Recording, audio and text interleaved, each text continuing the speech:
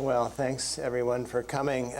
It's really great to be here in such a lovely place. I've never been to Vancouver before, and I'm wildly jealous of what I see here.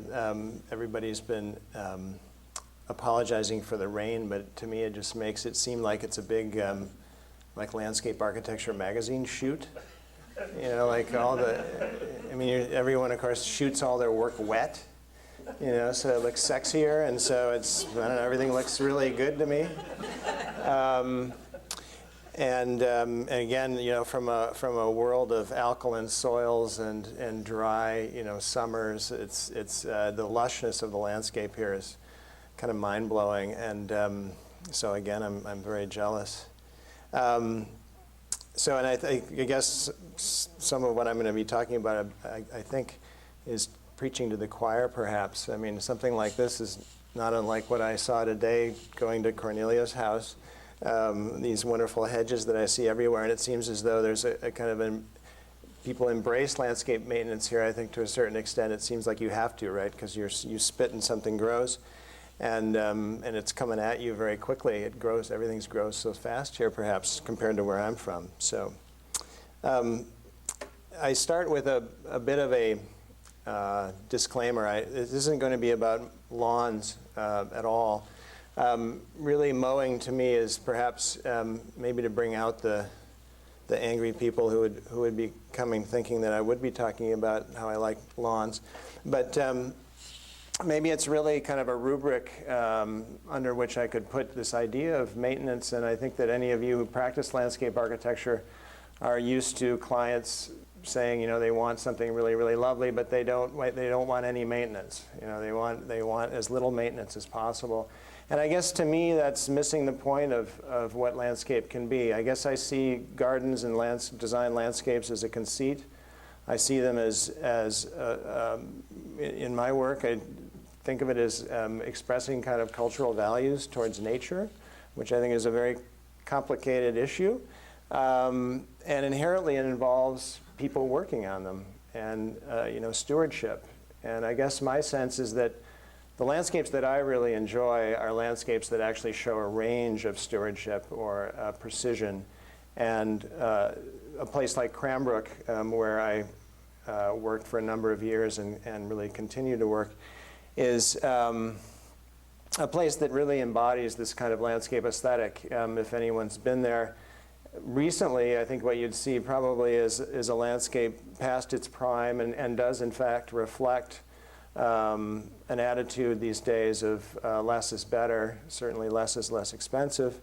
But if you look back to the beginning of Cranbrook, what you see is a really beautiful transect ranging from forest lands that were mostly planted by Booth and his crews when he arrived. And then, so those are very passive kind of landscapes.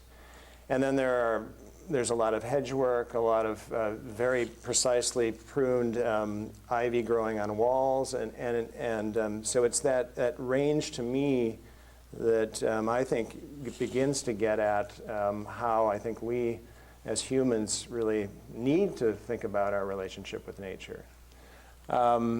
So Cranbrook, if you haven't been there, is a really amazing place. You should go there. It was begun in the kind of era of arts and crafts, and really at all scales is very much about kind of buildings and how they relate to nature. From, as you can see here and begin to see in the plan, it's made up of kind of thin bar buildings, which are very transparent because of their thinness. One can see through them quite often through that thinness. And the way that they kind of wrap around and snake through the landscape, creating these lovely courtyards and so forth. So that's kind of at the large scale. Oops, excuse me. Then as you get down into the smaller scale is what would be shown here on the right. Things like the paving there is really exquisite. It used to be quite beautiful in the way that a lot of the paving had grass joints, is what's shown here on the right. Now they've taken that grass out and replaced it with brick pavers, of course, because it requires less maintenance.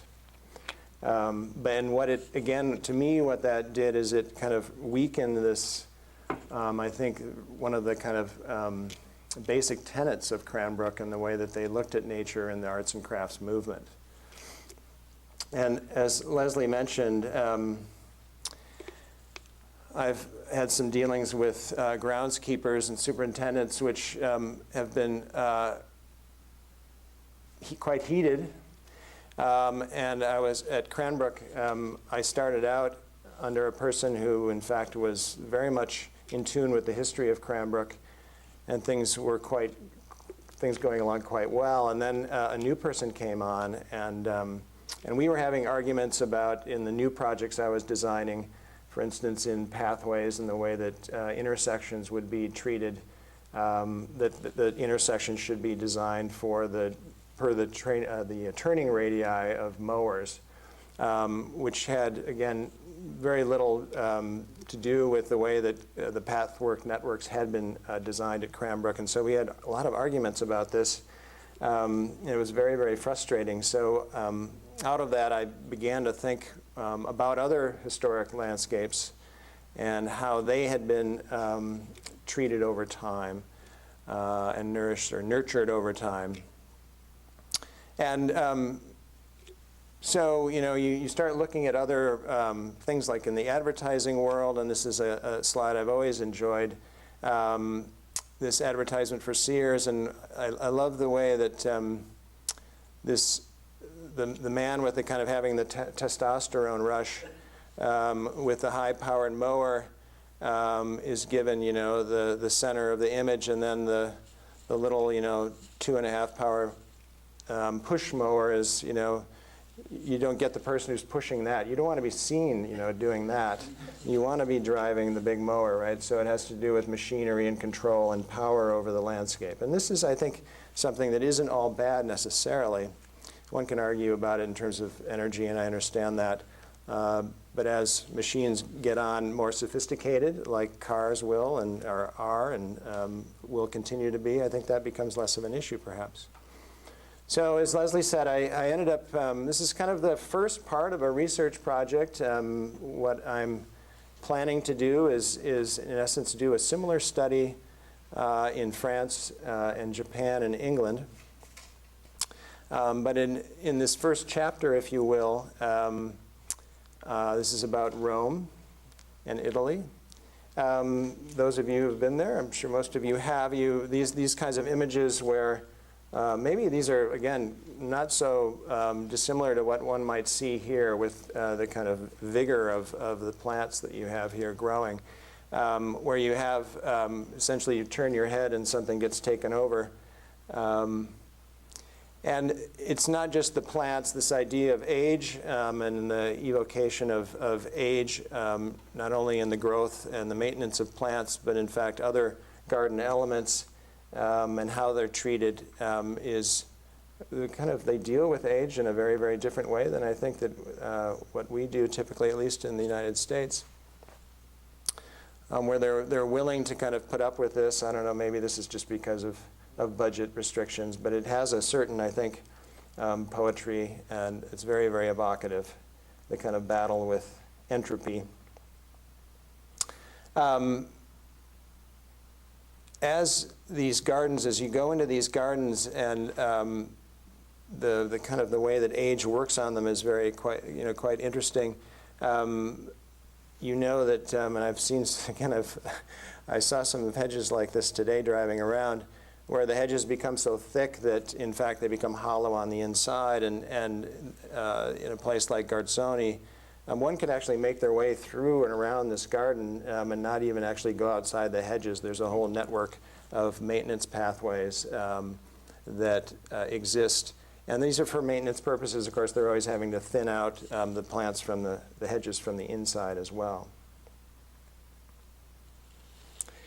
And I spent a fair amount of time talking to gardeners and visiting some of the more noteworthy gardens.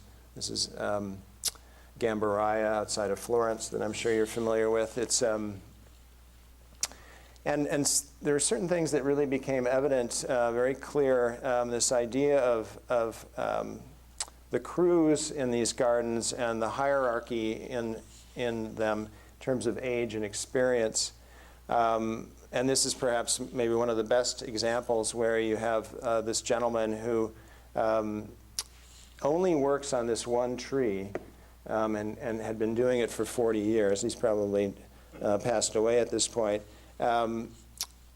The less experienced crews worked on the other parts of the garden, but no one of that age was allowed to touch this one Villa. So they brought in Silviano just to prune this one tree, and he had this, of course, this very intimate relationship with this one tree. And if you look at early photographs of Gambaraya, you see this Villa when it's about this big, you know, and it's grown immense. And the way that tools, the kind of evolution of tools in Italy is quite an interesting thing. I think that we're used to companies being bought out here, and oftentimes then the company that buys out the other company discontinues the products because they're inefficient or because you know, they're somehow not up to date. But in fact, in Italy, there are examples of these companies that have actually purchased other regional tool-making companies and kept their regional tools alive. And this is from a catalog, actually, of one of those companies, and it's really quite interesting because it's as you can see, it's a palimpsest. You can see kind of the shadow of a garden plan at the base of it, and then the depiction of the tools around it. And what's, I think, really fascinating is actually when you look at what's in the center is the tool that, of course, maintains the tools that maintain the garden. It's the sharpening stone. So this is the cover of that company, Angelo B, which is a kind of unusual cover. And this Angelo B company has, as I said, bought up the tool-making companies, regionally based, and they've kept making a range of these tools that come from different regions. So this is what's called the roncola.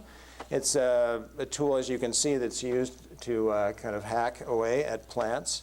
And as you can see here, these are only 4. I think there are about 12 that they make. And they all have a city or a region to their name. So they have, you know, this, again, it's the same operation, but they have different weights. It's a bit like a knife. You know, different knives have different balance points and different kinds of feels in the hand, whatever. And so they're keeping this tradition alive, which I think is quite interesting.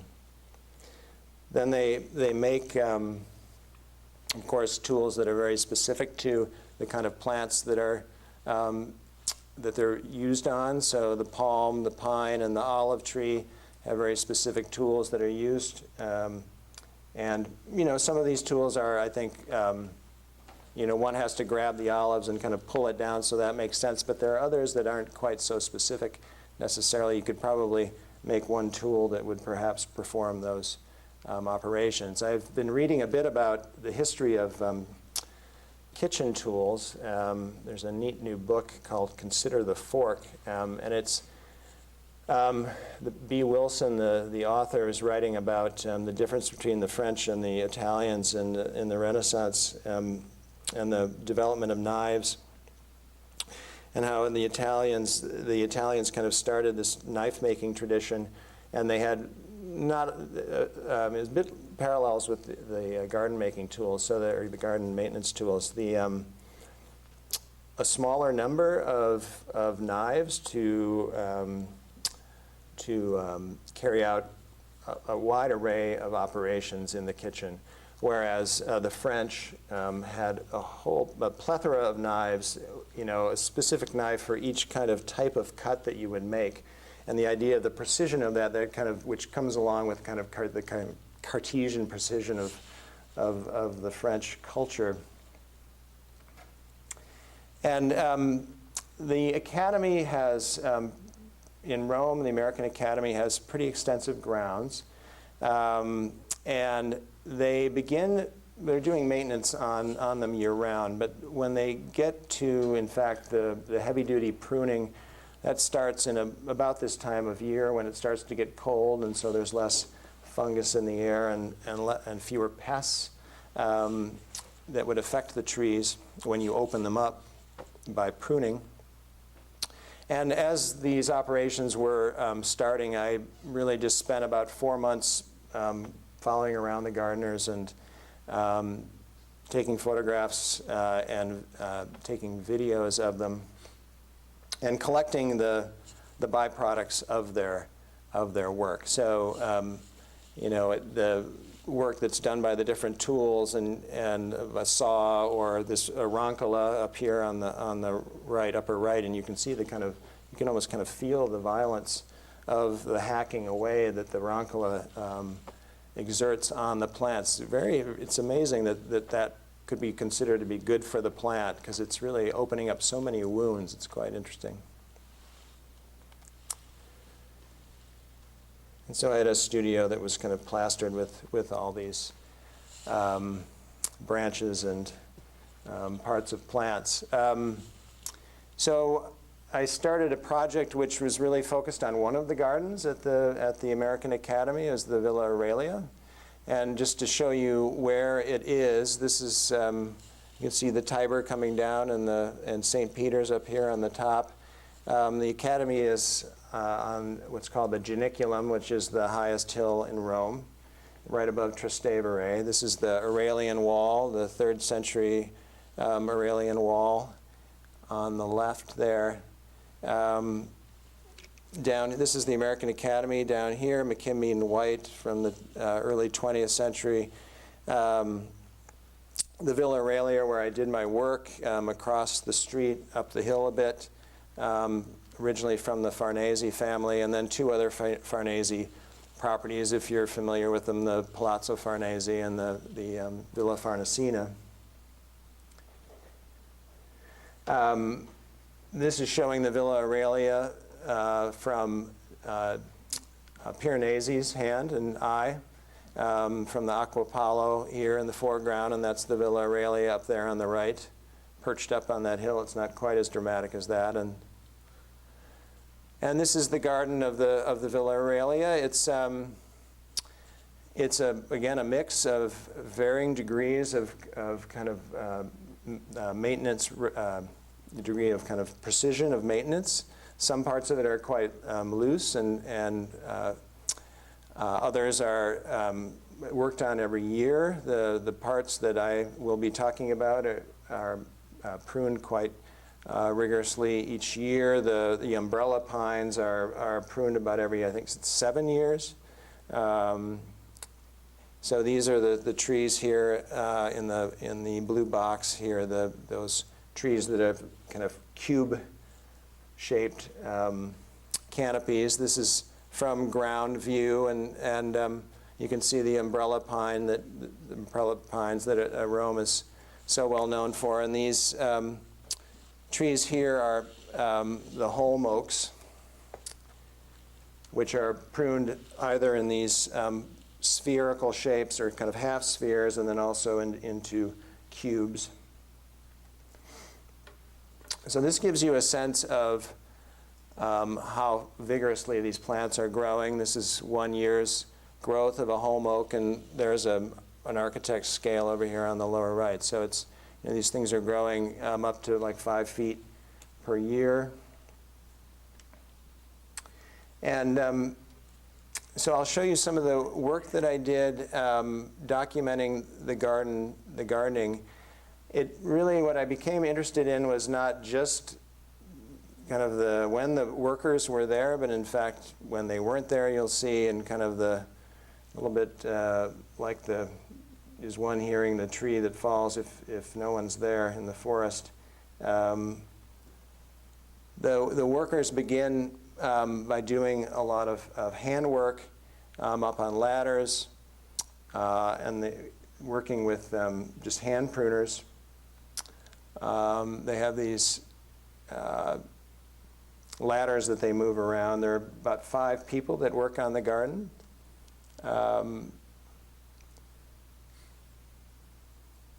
And you can see here the amount of pruning that they're performing each year is pretty radical. I mean, there's a lot of thinning that occurs on these trees, and especially depending on the proximity of the trees, where they really have to thin them out, a bit like the gardens of Dan Kiley, where there was so much pruning because of such close on-center plantings. And this gives you a sense of the scale of some of these trees. This fellow is about maybe 35, 40 feet up in the air. He's tethered to a ladder, which I'm sorry I don't have a picture of this ladder. It's an amazing device, which is looks like kind of a medieval war armament. It's made out of varnished laminated wood with brass fittings. It has a plumb bob in the middle to ensure it's being plumb for safety, and it has big wooden wheels, and it telescopes. Really a beautiful piece of equipment. And they put this up underneath the tree and then, of course, extend it up from the inside so that the person can kind of pop through the canopy of the trees to get at the growth, as you can see. So here's a fellow who's got a roncola on a long pole, as you can see. And so they're working kind of from these, at first, rather coarse kind of operations of this hacking away that you'll see in the video. And then they get finer and finer. And again, different people perform different operations. So these are the less experienced fellows, and then finally there's this one guy who's the head of the crew that does the finished work later on.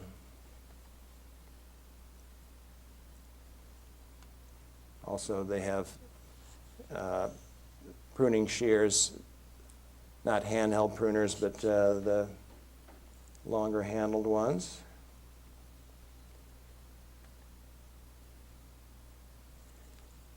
And here you can, and they also use power machinery, and they use power machinery only on these cube trees.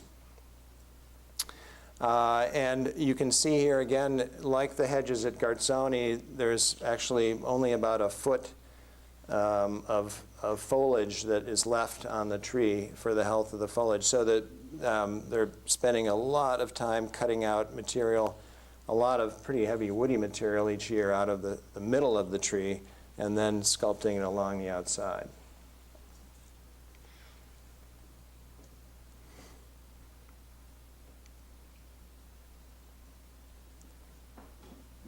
Different kind of, this interesting tractor that they've built, adapted as scaffolding to, so that they can get up at different levels.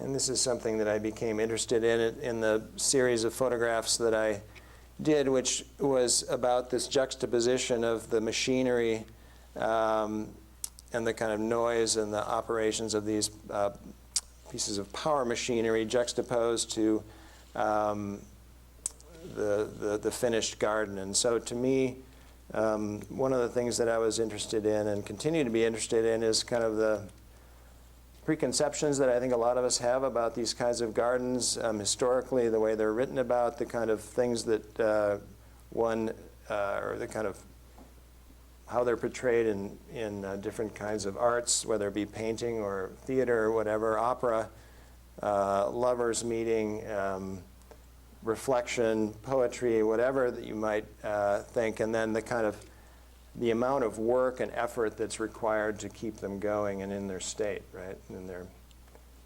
keep them up is quite I think, a radical kind of juxtaposition that we don't really consider very often. And it's certainly usually kept away from the tourists. These kinds of, this maintenance technique is scheduled in a time of year where there aren't a lot of tourists, and so they like to do these things after hours oftentimes.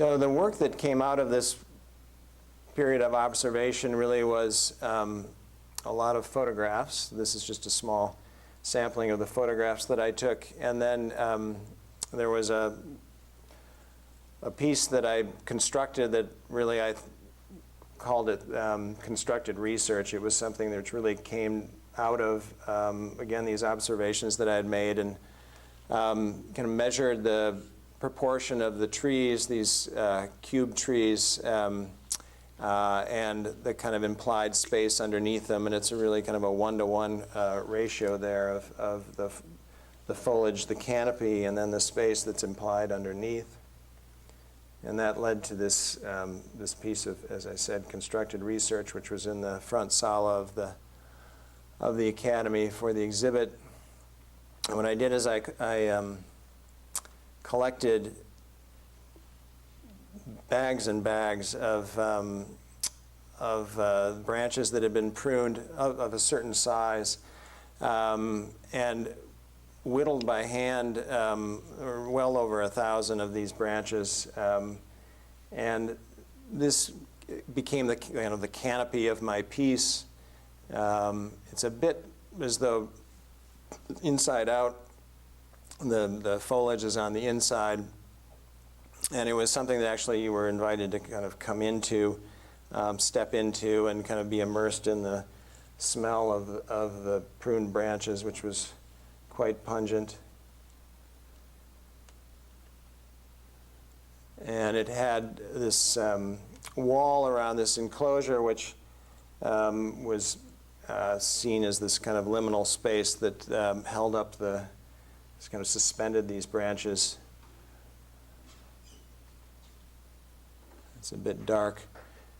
But, and this was, as you can see, kind of lit from the underside, so that it projected this, a view up on of shadow and light up on the ceiling of the space, which really was very much like the one photograph that I showed, where you saw the kind of the figure of the canopy as described by the branches, and that square, the square canopy, like the one that I showed you with the mechanical pruning going on.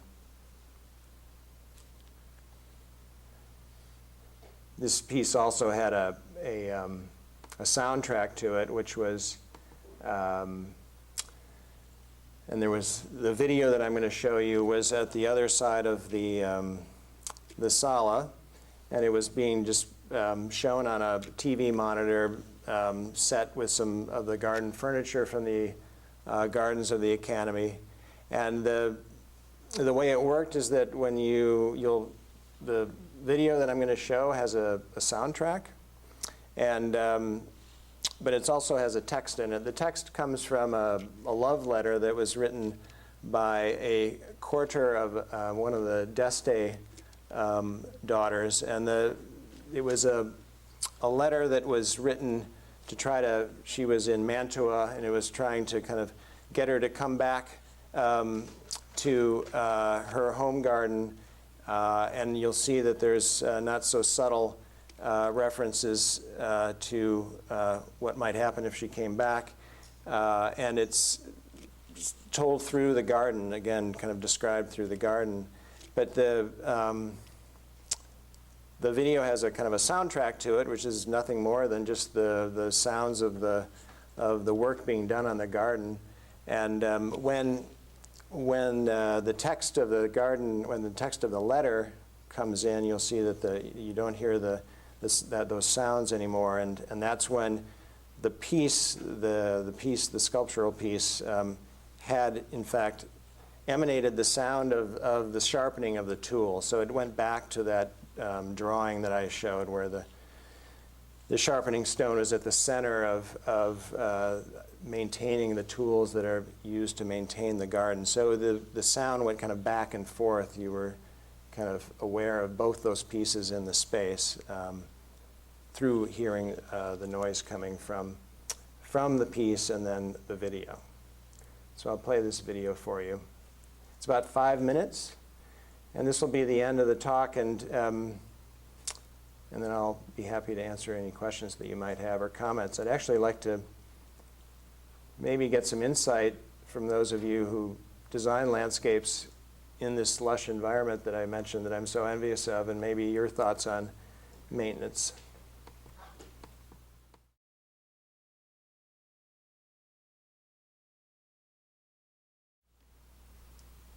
So you can see there's an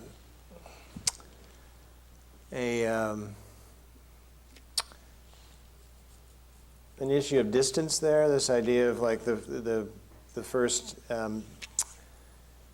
track there is somebody just doing pruning essentially with their hand, and then the next one is a set of hand pruners, and then the shears. And in essence, the distance between the operation and the person's hand keeps getting bigger and bigger and more mechanized.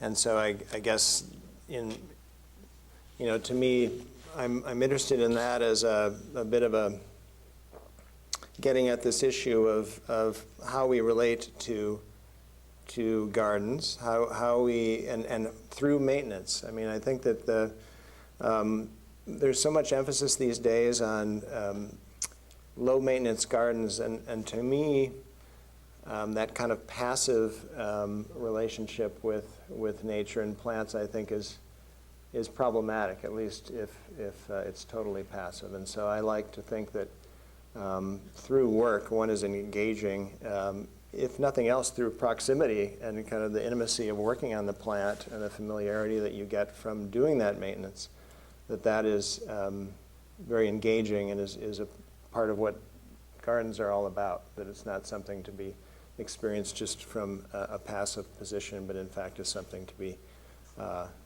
intimately involved with through touching and working.